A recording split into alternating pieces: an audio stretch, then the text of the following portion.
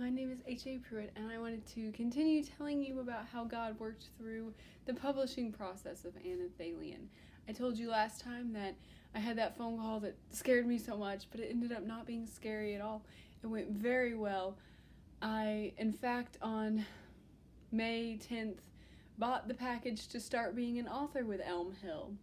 So I was really excited, and I was running around the yard and being excited. Like I said, Scott had been mowing the yard, so I went outside to tell him, and I was running around the yard, and he was excited too, and it was just a very, very, very exciting thing. And so I went to tell another family member of mine, and that family member, they were excited for me, but just some people have a disposition for being negative, and something that they said made me feel so disheartened, and it just, I had made a bad decision.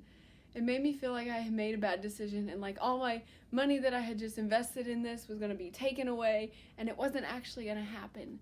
I don't even remember what exactly that family member said, and they probably didn't mean it that way at all. I know they didn't mean it that way at all. That's just some people's disposition is that way. But it made me feel really bad. It made me feel really bad, and I started crying. I had been excited running around the yard just minutes before, and I started crying because suddenly I felt that it wasn't going to happen. It still wasn't going to happen. It had come through, but I was going to get cheated and swindled, and it wasn't going to happen just because of something someone said. And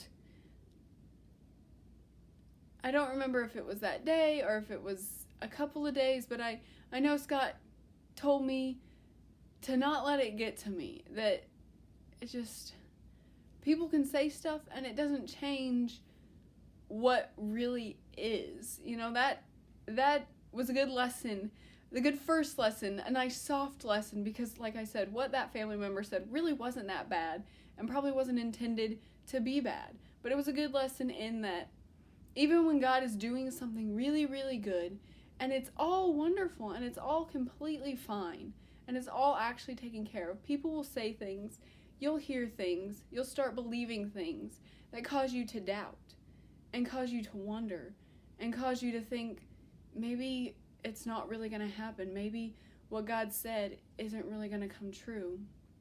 It was a good lesson to see that no matter what God is doing, Satan's always doing something too to stop you from following God. Satan is real, Satan is working against God, and Satan will kick you in the face if you try to follow God. And he always will. And so it's always important to be very careful to not let his lies creep into your mind and tell you otherwise.